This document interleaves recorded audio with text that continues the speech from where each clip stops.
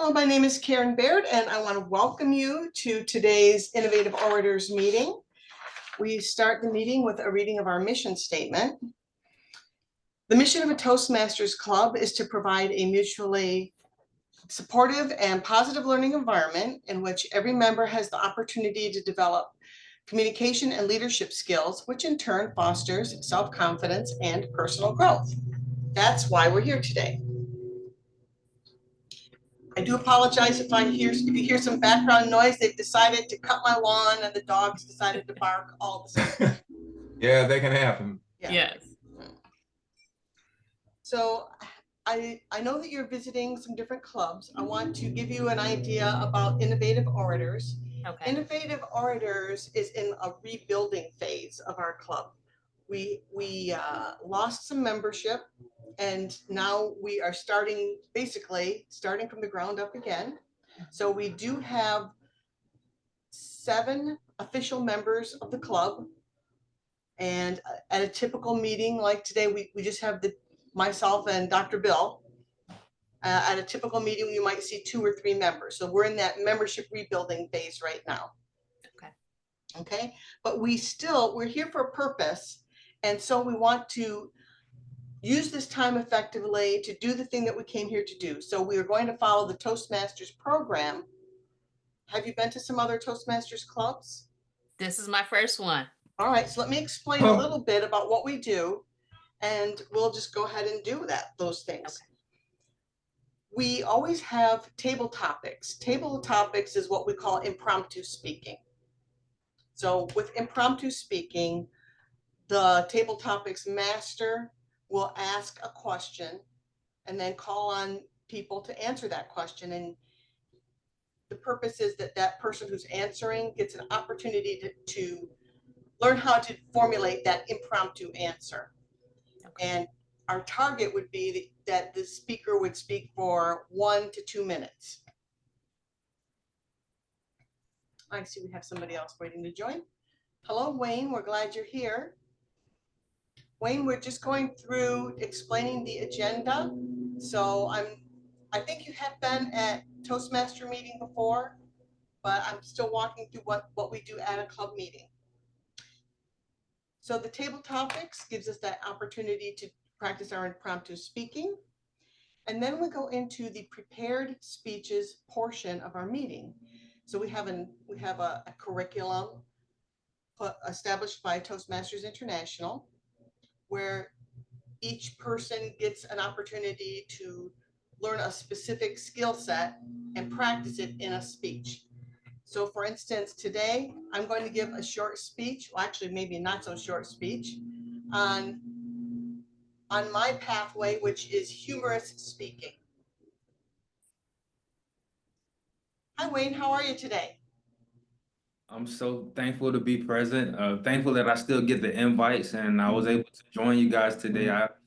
It's been so many weeks where I've seen the invite, but something's come up where I have another conflicting meeting or I'm at work or something, but finally I have a free schedule and an opportunity to connect with you guys. I'm super thankful. Oh, great. It's great to see you again. Happy to see you guys as well. Great. So when we do those prepared speeches, each one of the speech projects that we do, they have an objective based on the curriculum that we're taking. So I'm taking a course, my course is on humorous speaking. So I have an objective for today is to give a keynote speech. So it's kind of a longer speech with a humorous thread and theme running through it, but with a serious message. After we do the speaking portion of the meeting, we go into the evaluation portion of the meeting. So it's very important that we always evaluate immediately the speeches that we just gave.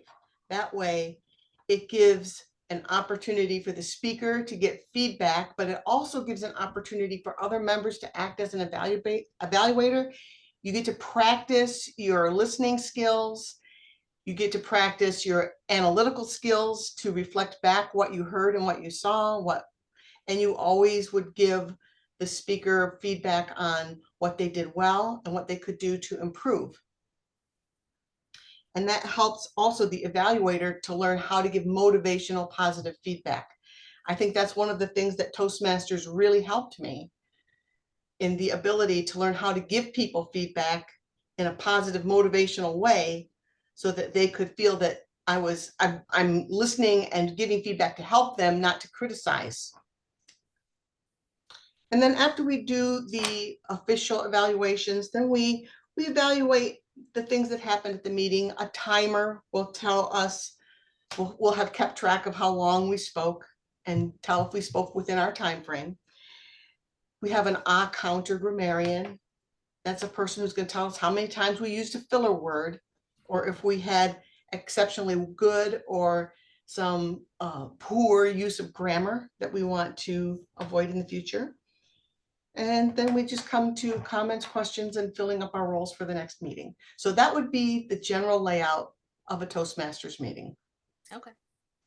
And other clubs may have other little things that they add here and there. They might have a joke of the day, or they might have other things that they add, but that is the basic outlines. And since we have a small contingent here today, I will ask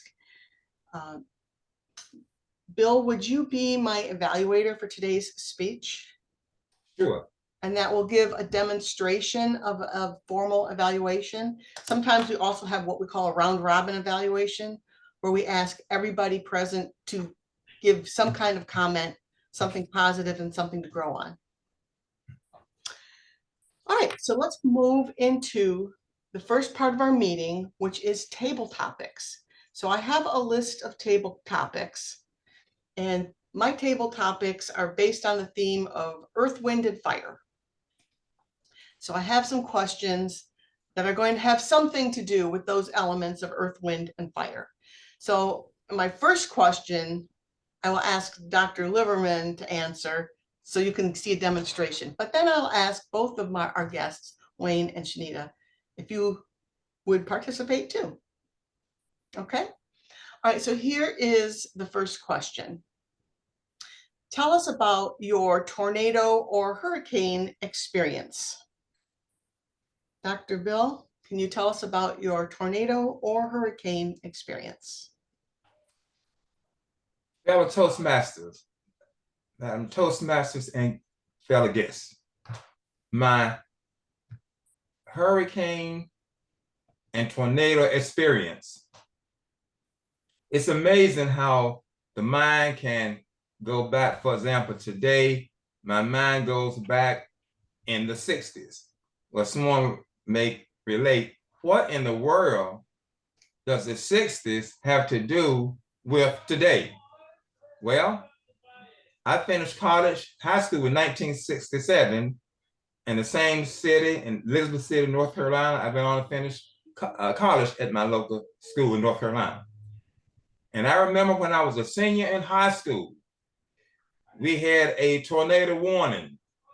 And all I could do, I was shaking all night because I said, I didn't want to go to school with a possible tornado. But see, down south, unless you were falling down almost dead, you went to school. Like today, the kids have a cold and Mom, I got a cold. I can't go to school. No, you went to school. So we went to school. And when I left home, I could sense the wind blowing. And I got to school, my mind was blank. I couldn't start to focus on math, science, nothing, because I heard that wind. And all of a sudden, the principal said, students, my little small school in North Carolina, go downstairs. They had a tornado warning, went downstairs. I could hear the wind. And all of a sudden, just like that, this boisterous wind, and then it just calmed down. And I said, oh, thank you. So in other words, that was my unique experience. You can say from what? Fear to faith. And I'll never forget that moment, but thank God we were all safe. It just kind of blew over our little small town, and that was it. Thank you very much. Bye-bye. Thank you, Dr. Bill. Appreciate your tornado experience. Thank you for sharing that with us. All right, the next question is, let me bring my questions to the forefront here.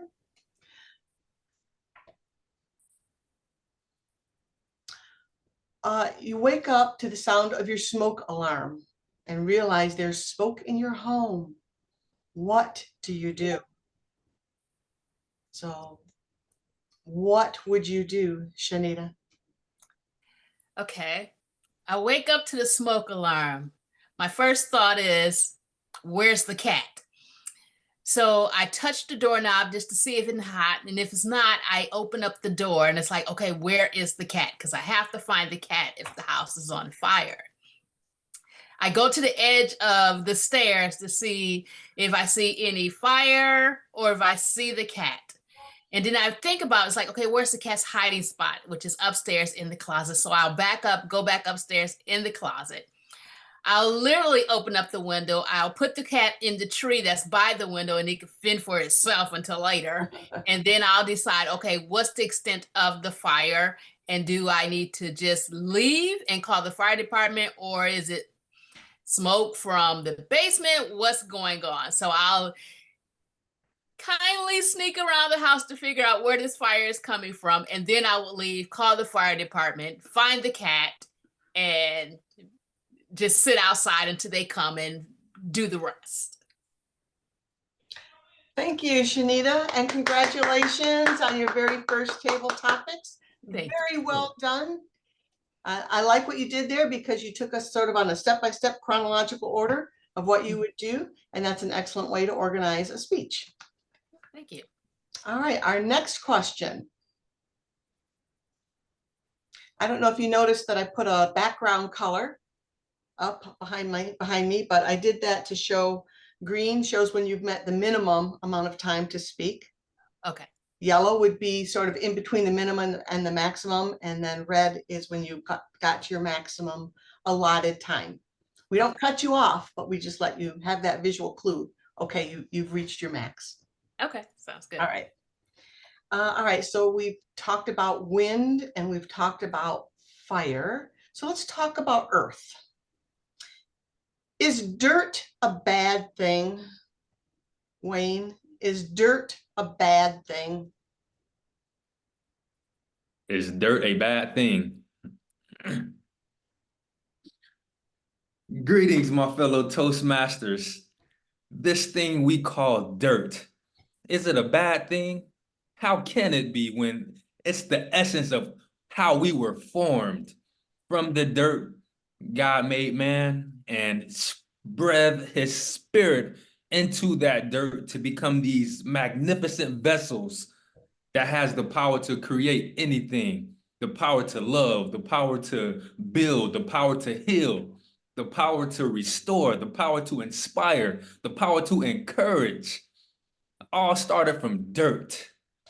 So is dirt a bad thing? How can that be? Even when you're in your cleanest of suits, fresh white linens, and you get a stain on that shirt, you get a piece of dirt on your cloth. What does that mean? It gives you the opportunity to reflect on how you could grow, how you could clean yourself, how you could reflect on the cleanliness that we are purified by, and understand that in this world, there's always going to be dirt around us.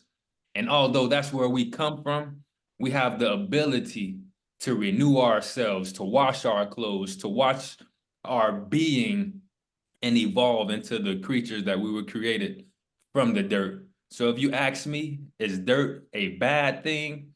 I would say no, dirt is amazing. So thank you for allowing me to share, and I pray that you receive this message. Wonderful. Thank you. Thank you. Thank you. Thank you. Okay, Wayne, I just want to give feedback on the table topics. We don't always give feedback on table topics, but we have time to do that today. So that's what I'm going to do. I'm going to say, I like the way you did your table topic because you took a small question and you expanded it to make it into something that was inspirational, something that took a higher look at what could have been a very mundane subject. So that is an excellent way to formulate a speech. You take something that is known and expand it and frame it in the way that you wish. So thank you for your table topic. Thank you for the feedback, and thank you for the opportunity to be with you guys today. Okay. Beautiful. All right. Now I'm going to introduce myself as a speaker. So I've been a Toastmaster for a long time, 15 years. And in this speech, I am giving a keynote speech, which means this speech has to have a higher purpose and a serious message. But my requirement, since I'm taking a humorous speaking course in Pathways right now, is I have to use personal humorous stories to make my point. So with that, I am going to give a 10 to 15 minute speech, and it's going to be called Difficult Coworkers.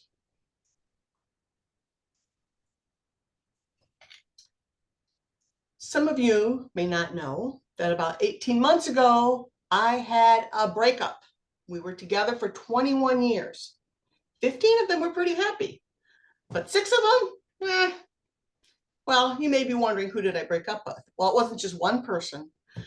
I said, we should start seeing other people to a whole company. And I'm talking about my retirement. It's true what they say. You do not miss the tedium of work, but you do miss the people. Okay, in all honesty, you do miss some of the people, and other ones, not so much. So that's what I want to talk about. The different type of people in the workplace and how to deal with them. I want to talk about some of the strategies that I've found worked best for me for those forced encounters with colleagues. The way I look at it, being required to go to work every day is like being required to go to a family reunion 5 days a week. So in your family tree, if it's like mine, there are a few special people who you're close to in your heart, and you always want to be with them. And I just call those people my 2 kids. That's it, my 2 kids. Okay. Similarly, there are people at work who are my true friends. And I've got to say, I don't miss them in retirement because we still keep in contact all the time. And then in a family, there's also those people who you enjoy seeing. They're nice, they're kind, they're caring, they're kind of quirky. You get along with them, and they're nice and pleasant. So those are like I'm going to say the majority of people in the workplace. It's like they're kind of like those cousins who you see at a family reunion, and you're happy to see them. Nice to see you again. All right, but today I'm not talking about those kind of people. I'm talking about those kind of relatives you see at a reunion and a funeral, and that's it. And that's not by accident. They're the ones who you don't remember how you're related, but they remember that they want to borrow money from you or sleep at your house whenever they're in town. And they're the ones who would maybe possibly be invited to a Jerry Springer show. So you avoid them because they're difficult. Well, we've got those same kind of people in the workplace, but there's no escaping them. You're stuck seeing them every day. And so let me introduce you to a few of the characters that I have had to deal with and some of the things I've done that were strategies for getting through it. Now, these stories are true, but the names have all been changed to protect myself from lawsuits. First, let me introduce you to Larry, who I will call Low Information Larry. So when I started working in my office, I was new to the supervising game. You could say maybe naive. Most of my teammates were very professional, self-motivated types who would just do their work and inform me of their progress. Wow, that was great. But then there was Low Information Larry. Did I mention I worked in IT? Larry was the kind of person who our conversations kind of went like this. Hey, Larry, how's your new project going? Oh, fine. Oh, okay. Well, are there any issues with the project requirements? No, it's cool. Well, some people are introverts, especially in the IT department. So, okay. He doesn't like to talk. A week later, hey, Larry, how's it going with your project? Are you having any trouble scheduling the code updates or anything? Oh, no, everything's good. Okay, great. Let me know if you have any trouble with sign-offs. Next week, hey, Larry, ready to move that project to production? No, I ran into a problem. Well, what is it? I didn't actually start it yet. Oh my God. He was not just a low information Larry. He was a lying, lazy, loafing Larry, and he put me in hot water. I'm the one who's going to get burned for this project being late. So I helped him, which means I wound up doing half of his work. Okay, whew, did I learn my strategy number one. When you are responsible for a project, you must review all the progress along the way. A retired military friend of mine said, if you don't inspect it, you can't expect it.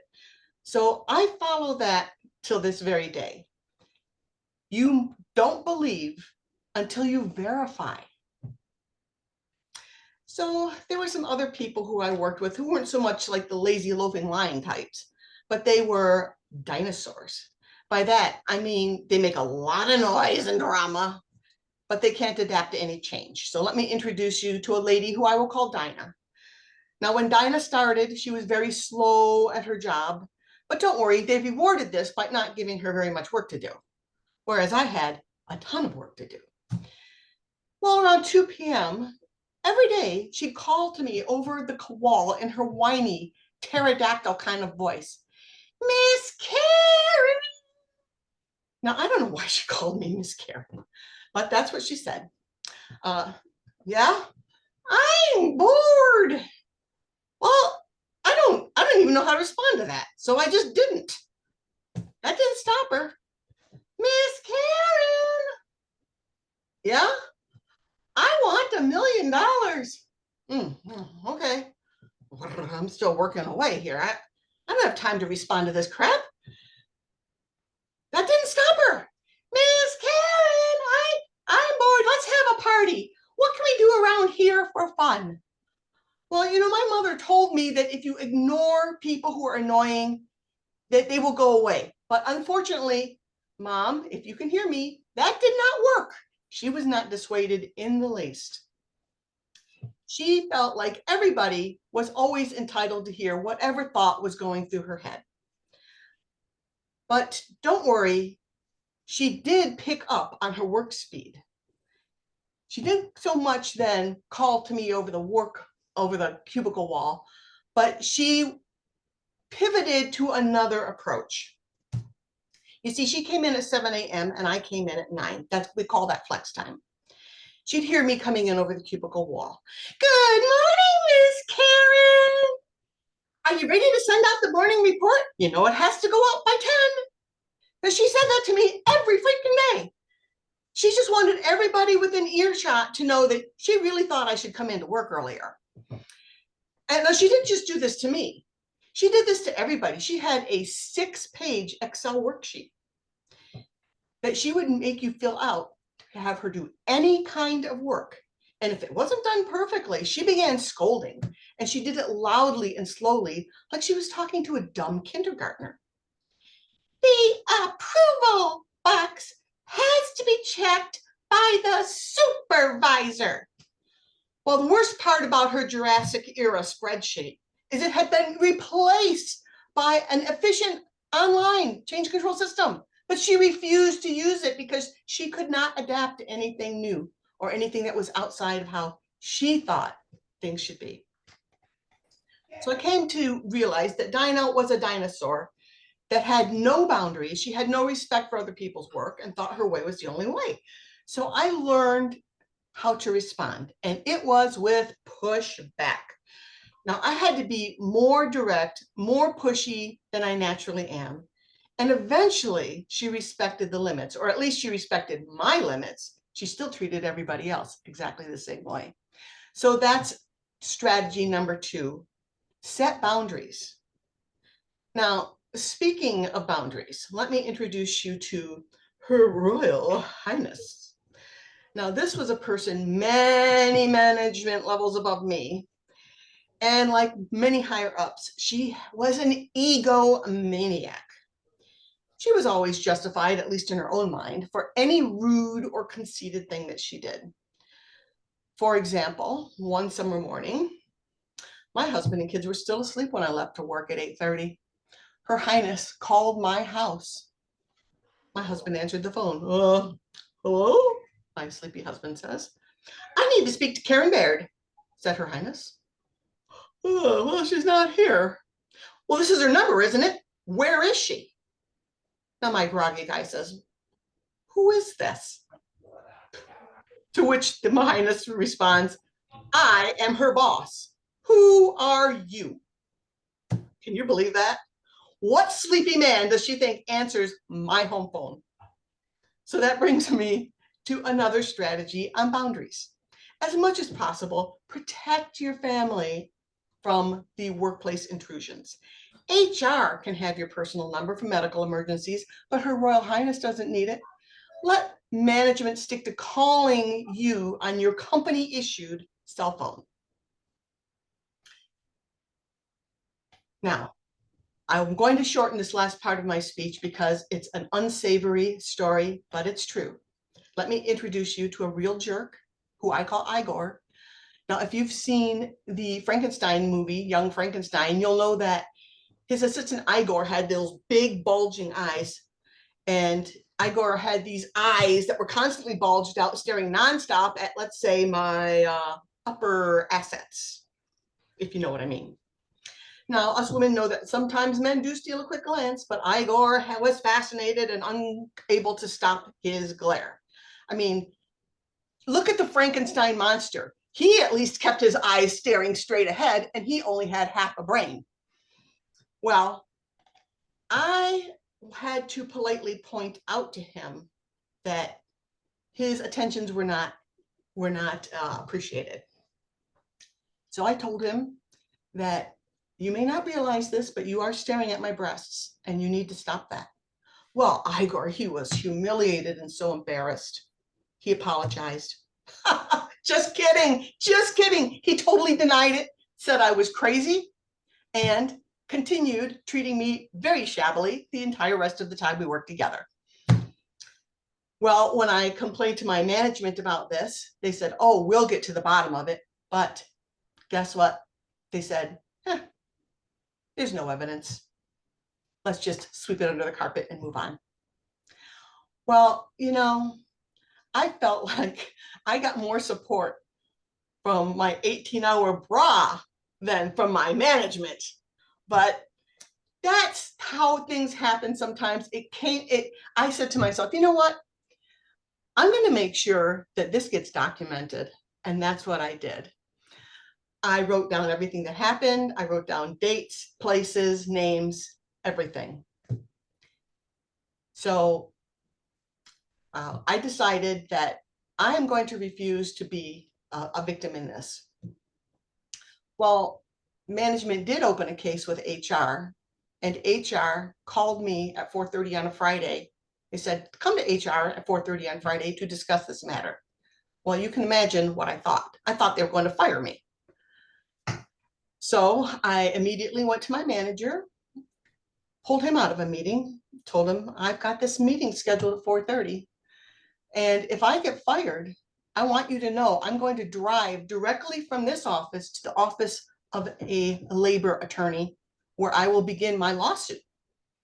I just want you to know that. My manager, oh, no, no, he said, no, that's not going to happen. Okay. Well, he was right. When I went to my meeting with HR, they said they were just dropping the case, no evidence. And do you know what happened to Igor? Absolutely nothing, because life is not fair. So let me, through those difficult coworkers, suggest to you these truths and these strategies. Number one, trust has to be earned. And when you're responsible for delegated tasks, you must verify it. Number two, pushy people need to be pushed back. You have to set boundaries, even for managers. And number three, refuse to be a victim. You must advocate for yourself, because if you don't, nobody else will. So all in all, I had a great career. I enjoyed my line of work and most of the people I worked with. But there are those difficult ones where if we crossed back paths again, I would say, you know, like when you talk to an ex, it was nice like while it lasted, but we are done, and I'm glad we broke up. Fellow Toastmasters. I'm going to applaud myself.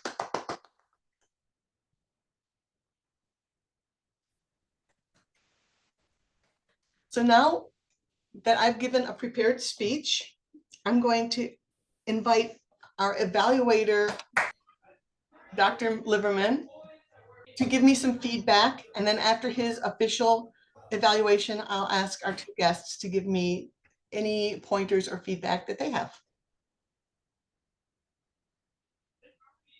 Yes, again, fellow Toastmasters, and it's Toastmaster Karen, it's a pleasure to evaluate your speech. I want you to know that I have so many things that I wrote down, but just to highlight, Karen, you gave very good, I call them descriptors. You just didn't sit and talk for 15 minutes and just in one monotone. You had great vocal variety. In other words, your voice went up, sometimes stayed the same, it went down to emphasize those points that you wanted. And I love your descriptors. For example, you mentioned the way that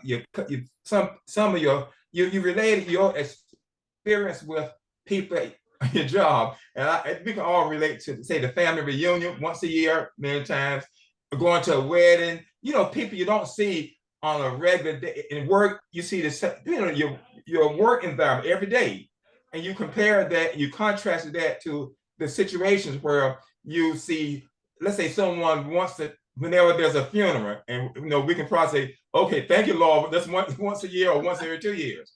But your workplace, in that environment, you have to adjust and make just adjustments because you see the people every day. And the scriptures, for example, you mentioned, oh Lord, do we have dinosaurs? I just retired from teaching in June. You mentioned dinosaurs. I mean, their voice, they have to be loud, loud, loud. And I love the way you related that in terms of the dinosaur on your job. And then you mentioned your hand gestures, again, very good.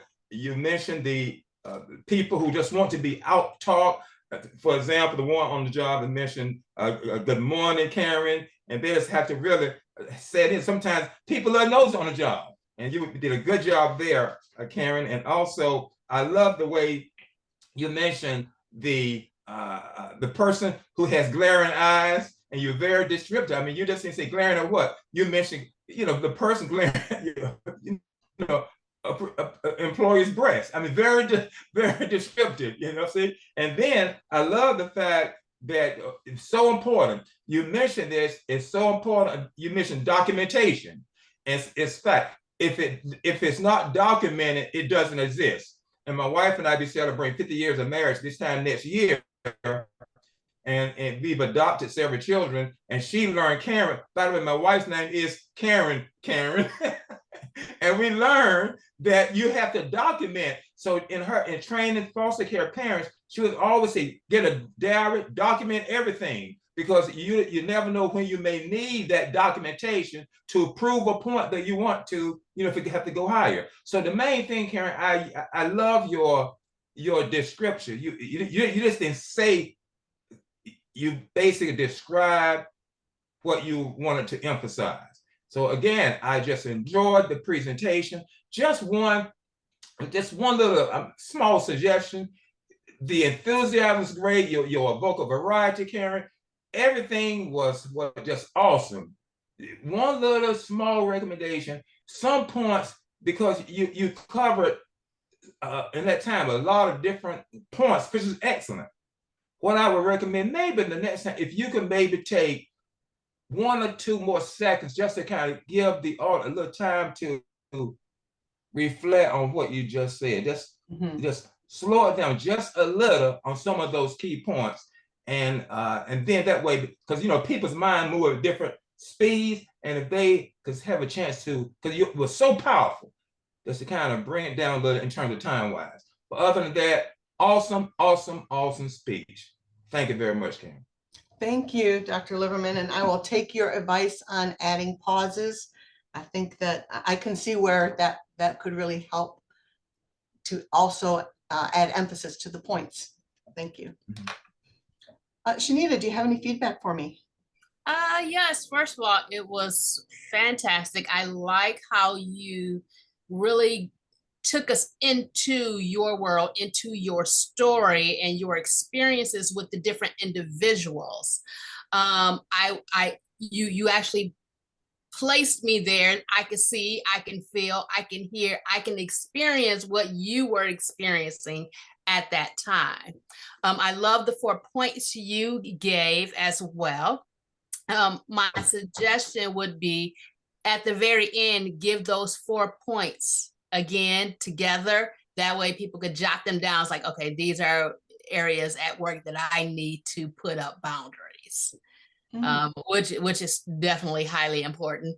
But overall, that was great. I love how you fluctuated your voice. I love how you just really gave us that picture, that feeling of your experiences in the workplace. So great job. Thank you, Shanita. You're welcome. Wayne, do you have any feedback for me?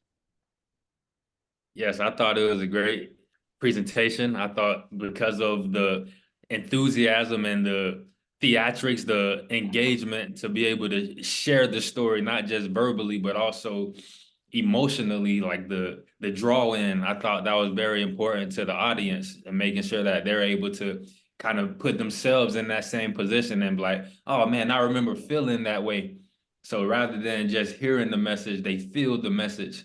And I thought that was very powerful and just an opportunity to keep the audience engaged. You did a great job by continuing to make it personalized and relatable. So understanding everybody has those type of employment situations, payroll, and just being on time, and all the things that makes a person, you're able to touch on those keys. So we're able to relate to the speaker, and I just thought it was a great job, and I'm thankful that I'm here to experience more of the examples of good speeches, good engagement, and I get a chance to kind of grow from you guys, grow from learning, grow from observing, grow from listening. And I'm thankful for the opportunity. I thank you for sharing and being engaged. Okay. So rather than just going through the motions and speaking like this, I felt the energy, you know. So I really appreciate that. So I just want to let you all know that I've been a Toastmaster for over 15 years, but I still have things that I'm working on to improve in my speeches. So over the past couple of years, I've been working a lot harder to improve the hook at the beginning and the intro of a speech to get people interested.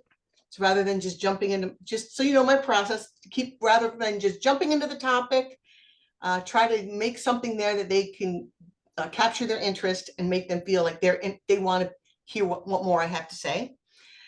I've been trying very much to add more humor to my speeches, because I feel like if people can laugh, then they're open to hearing your message a lot more. And then in the conclusion, making sure that I wrap it up so that people have something to take away and memorable.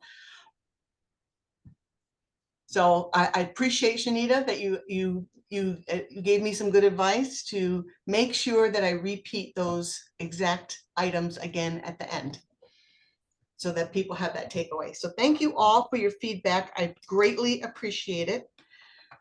Now is the time at the meeting when we would have our timers report. So the timer, you may have noticed I was flashing different background colors when you were doing your table topics. And this is to keep us in the practice of using the correct amount of time. If you speak too short, people wonder, what were you, had something better to do? You didn't practice, maybe you're too scared to talk. If you go long, nobody wants to hear a speaker take twice as long as what was planned.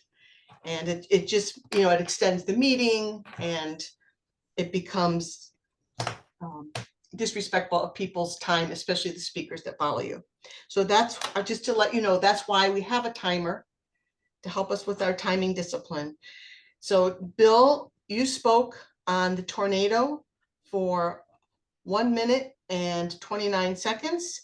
Shanita, you spoke about a smoke alarm for exactly 1 minute. And Wayne, you spoke about dirt for 1 minute and 39 seconds. So everybody was within their time frame. I didn't time myself, so I don't know how long I spoke. That would be our timers report. Then we have the counter grammarian report. I didn't particularly notice people saying ahs and ums. If I was really focusing on that role, I would be writing tick marks every time you said you know, or repeating phrases. But I didn't do, and if we had had a word of the day, which we usually do, but we didn't have that today, I would have noted if you use the word of the day. So I just want to open up the floor now to comments and questions about what you saw today and what you think about this meeting, this format, and how it impacts you. Your thoughts. Shanita, would you like to share? I really enjoyed being here. I like the format. I like how, you know, you gave us a prompt and, you know, we ran with it. I did enjoy that for sure. I enjoy learning from you and listening to your speech and how you actually presented your boundaries in a humorous way. I really enjoyed that for sure. So overall, I think is a good format, is a good layout. The word of the day is like, that's a good one too. You know, can't wait to do that one as well. Include that one too. But overall, I loved it. Thanks. Oh, thank you. Thank you. Wayne, what did you think? And do you have any questions or comments? Yep, just the opportunity to hear the overall meeting structure, how we engage with each other. So the table topics, the opportunity for us to, the earth, wind, and fire idea was brilliant, I thought. Just having someone talk about the earth, someone talk about the wind, someone talk about the fire. So everyone gets an opportunity to engage the space, but also just the concept of techniques, different things that makes her presentation worthwhile or memorable and impactful. And I know that's going to be a helpful tool to be able to have these skills when our leadership is being called on in the real world. And I know that's happening and things are progressing in regards to things I've been engaged with and bringing in leadership and having an opportunity to be in front of people and have an influence on how they think and how they feel. So being able to be wise in my presentation is definitely something that would be helpful moving forward. So I'm thankful to be here today. Okay, great, great. Well, listen, I always am a big believer that every bit of time that we have at this meeting has to be productive and useful. So with that being said, I want to ask you if you would be interested in receiving an application in order to join our club. I would be happy to send that to you. And if you have any questions about what it means to join a club. If you're still on the fence about, and thinking maybe a different club, that's okay. You can say that too. Dr. Bill? Yes, before I would like to share something regarding what Karen mentioned regarding this club, and it's amazing because my mind reflects back. I'm going back, Lord, 2015 was 9 years ago. This club, Innovative Orators, I just earned my doctorate degree from Walden University. It was August of 2014. Now, you know, being beat up by getting a doctorate degree, I mean, the writing, for years of research, I was just relaxed. I want some relaxing time. My next door neighbor, Renette Gordon, who was a great Toastmaster, she mentioned, why don't you come to an Innovative Orator, this club, open house. I went to an open house. Again, this was in 2015. And during the open house, I said, this is I got almost burned out working a doctorate. I just want some relaxing time, public speaking, meeting people. The timing was perfect. So in January of the next year, 2015, the club was like 3 or 4 members, to the point where some said, just let the club, close the club. There were some that wanted this club, Innovative Orators, to close. And it's amazing that I was called to be president the same year that some members wanted to close the club because we would have 4 or 5 members to show up. No, I said, no, we're not going to go forward and dare mighty things. So in that year, now understand, that year, those are the first words on the book that I wrote it was just published, where it's approved for publication. But the Dare Mighty Things, a journey from the potato fields to a PhD. But the key was that the club that was almost dying, we that same year earned, that's the one that time I met Karen, some other great Toastmasters, earned President's Distinguished Award that year, the same year that someone wanted to close the club. So the point is this. Dr. Bill Moore, I don't think you've never met Dr. Bill Moore, but he's been around over 30 years, a great person. He said in the Toastmasters, some clubs go through periods of what? Growth. Great growth, and what? They come, that's the way it is. So we're right now, we're at the time of early, just kind of reboot, restart. But this club have done some great things, because that's the same thing I experienced and the fact, by the way, that year, I'm just bragging on this club. The same year that someone said close the club, that's the same year we earned President's Distinguished Award, which is the highest award as a club. The same year that someone wanted to close the club, we won President's Distinguished honors. That same year, which was in 2015. So either way, this is a great club, and I know it's a few members here. But again, that speech, Dare Mighty Things. And with this club, we're going to dare mighty things in 2020 as we approach 25. Thank you. Oh, thank you. Thank you, Dr. Bell.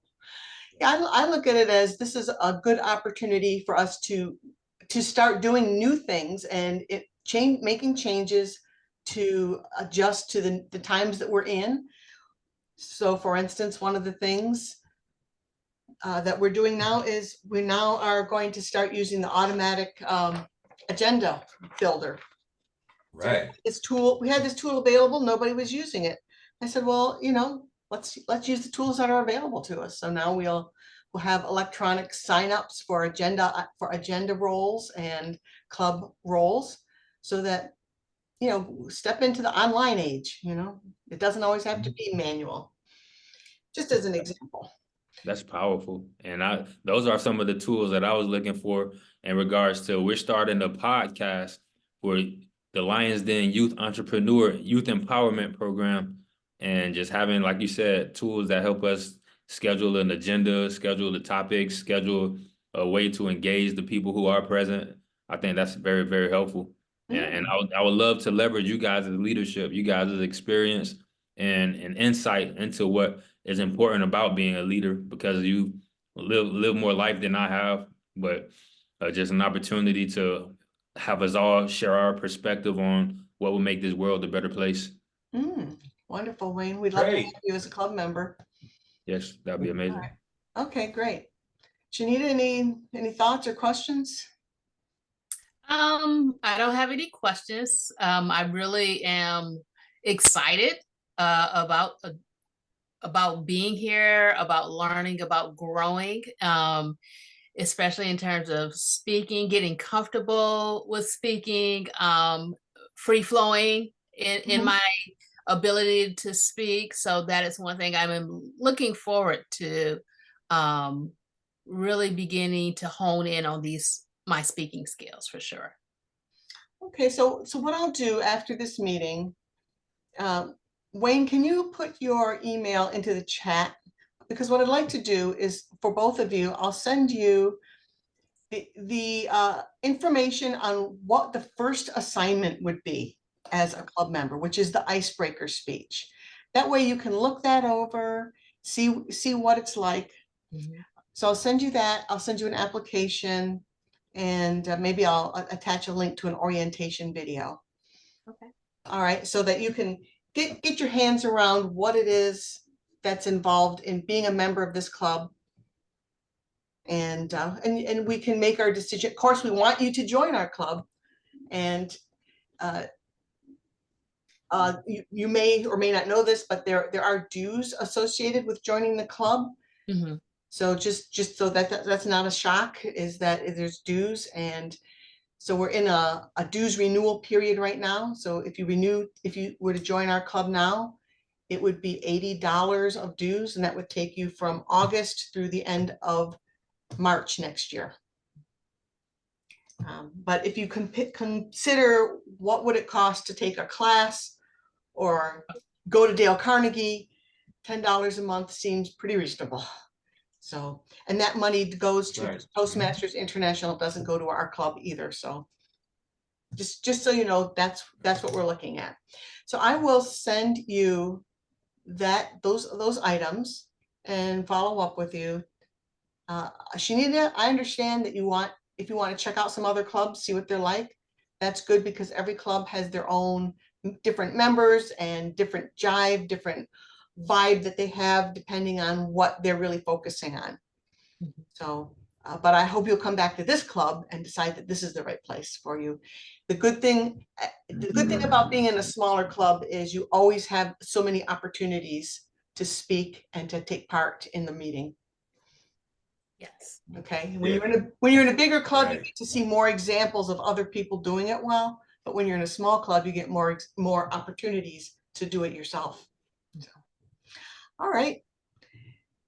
With that, if there are no more questions or comments, I think I'm ready to close out the meeting. So let's see, I actually have a little gavel here. So let me close out the meeting. Meeting is adjourned. I appreciate everybody in attendance, and you will look in your email for some follow-up. All right. Thank you. Have a Have a great Thank nice you. day, everybody. Have a great Nice day. meeting Great you. baby. Have Yep. a great God day. bless Have a everybody. good day, God bless. guys. Thank you. Happy Bye. wonderful Wednesday. God bless. God Shalom, bless. shalom. God is love and love conquers all.